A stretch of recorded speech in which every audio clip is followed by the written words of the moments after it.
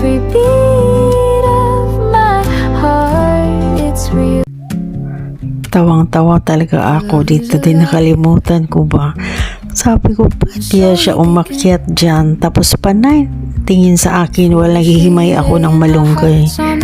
Nakalimutan ko, favorite pala niya yan. Once naghihimay ako or may nakita siyang malunggay dyan sa kusina, may iingay yan dahil humihingi yan. Favorite kasi niya ang malunggay. Kaya ako, ay naku, nakalimutan ko talagang. Sabi ko, ay, kaya pala. Hindi talaga siya nag-ingay. Talagang siyang tingin ng tingin siya sa akin. Naghihintay lang din pala siya kung bibigyan ko. Ay, naku. Hindi ko talaga naisip agad. Sorry, Minggoy.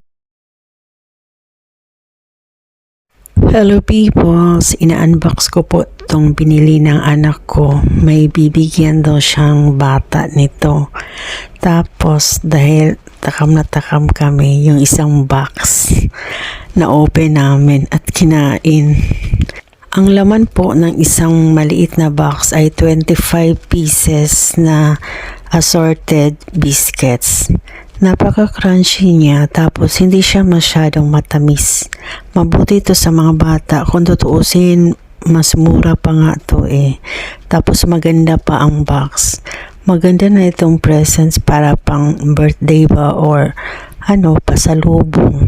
Bawat box niya in-arrange ko kasi hindi naka-arrange siya, parang nilagay lang ba. Para pag open naman ng bata, at least magandahan naman siya na ay naka-arrange yung mga biscuits. Ang kagandahan nito, naka-individual wrap ang mga biscuits. Kaya kung mag-share ka sa iba, malinis ba?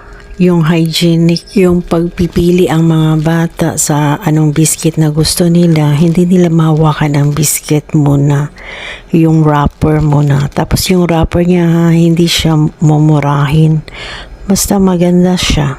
Yung box niya napaka-glossy, tapos yung print ng mga biscuits talagang nakakatakam. Talagang gustong-gusto talaga ito ng mga bata. At saka mura pa siya. Napaka-solid nito.